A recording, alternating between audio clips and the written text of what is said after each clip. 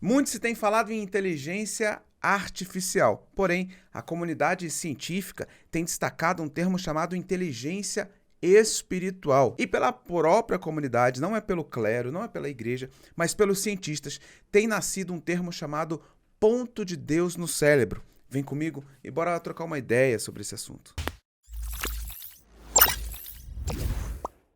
Você já deve ter ouvido falar em QI, que é o consciente de inteligência. Com certeza também você já ouviu falar até em inteligência emocional. Aliás, é uma das coisas mais importantes hoje em dia em qualquer relacionamento, seja numa empresa, numa igreja. A inteligência emocional está aí e mostrou que ela é muito importante ser estudada. Temos também a inteligência física, ou seja, a forma que o corpo reage a certas enfermidades, doenças, enfim. Mas agora pesquisadores trabalham com a nova perspectiva de inteligência, a espiritual, que estaria relacionado ao ponto de Deus no cérebro. Foi feito um estudo e se mostrou que quando pessoas fecham os olhos em ação de oração, quando dobram os joelhos, quando dão as mãos para meditarem juntas, quando fazem qualquer ação relacionado à oração, à espiritualidade, áreas específicas do cérebro são ativadas. Essas áreas são responsáveis pela produção do ácido gama-aminobutrífico, um neurotransmissor que traz sensação de relaxamento, concentração e também o aumento da ocitocina, hormônio vinculado ao amor, prazer e aprendizagem. Mas agora a ciência conseguiu mostrar e encontrar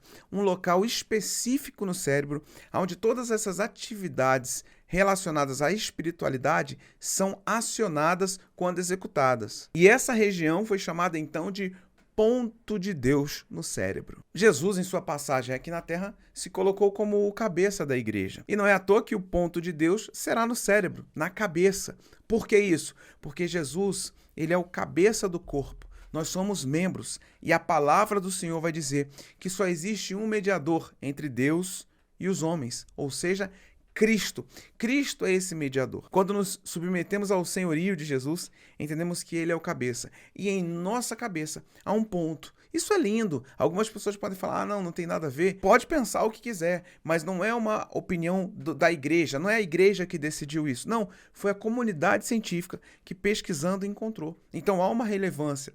As pessoas pensam muitas vezes que fé e religião são inimigas. Isso é um grande reflexo do iluminismo e da pós-modernidade, onde se destaca uma coisa da outra. Antigamente se andava juntas, mas com o iluminismo e a pós-modernidade se criou um antagonismo entre duas áreas que são correlatas. Então, quanto mais profundo for a ciência, mais provas da existência de um Deus soberano nós teremos. As pessoas pensam, claro, os que não acreditam em Deus e acham que o movimento religioso é ignorante.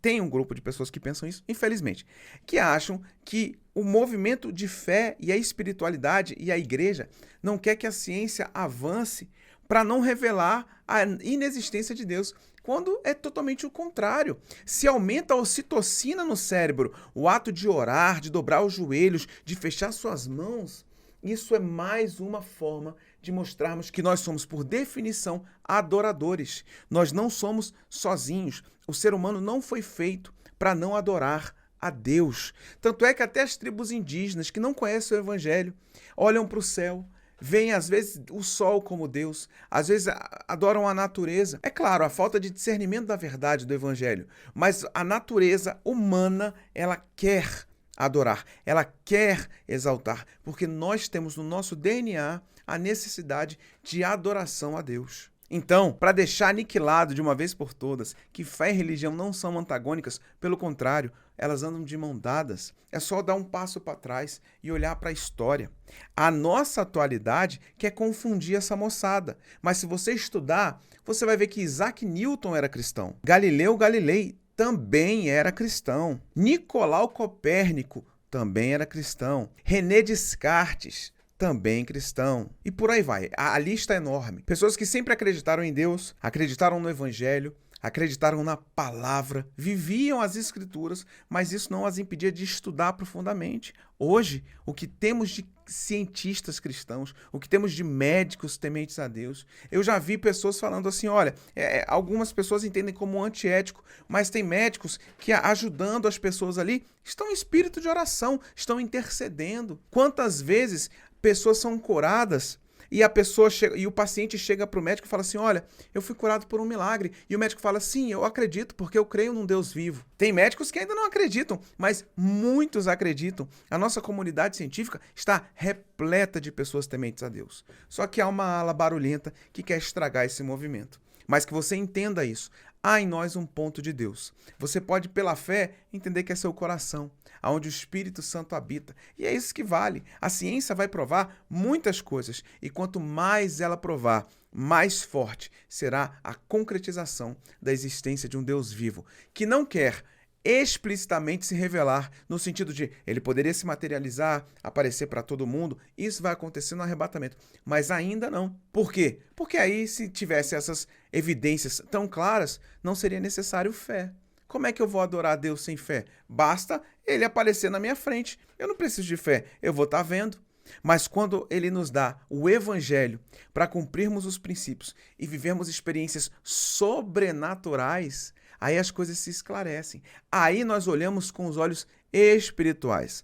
Olhos esses que os pós-modernos, que essa moçada da modernidade líquida, que essa galera que acha que o evangelho é retrógrado e que a Bíblia precisa ser atualizada, nunca vai entender. Agora, muitos de lá estão se convertendo. E quando vêm para Jesus, começam a enxergar com os olhos espirituais. A doutrina cristã sempre colocou dobrar os joelhos, colocar suas mãos postas uma diante da outra, fechar os olhos, curvar suas cabeças em sinal de reverência, ou erguer as suas mãos e olhar para o céu como sinal de reverência. A comunidade científica hoje mostra que essas ações de reverência, elas estão conectadas sim ao nosso cérebro e muda o trabalhar do nosso cérebro. Áreas do nosso cérebro são especificamente ativadas. Isso é muito lindo. Então dobra o seu joelho todos os dias. Ore ao Senhor todos os dias. Se você não estiver em casa, tá dirigindo, mas ore ao Senhor. Tá ali no ônibus, ore ao Senhor. Tá no trabalho, ore. A Bíblia diz: orai sem cessar. Quanto mais posicionado eu estiver em oração, melhor. Mas isso não é único. Eu posso orar em espírito, inclusive andando ou fazendo uma corrida. Esse foi o vídeo de hoje. Se você gostou, deixe seu like aqui, que nos ajuda demais. Compartilhe com seus amigos e se você quiser entrar para a nossa jornada, eu estou te esperando. Eu vou ficando por aqui, mas tem muitos outros vídeos para você assistir.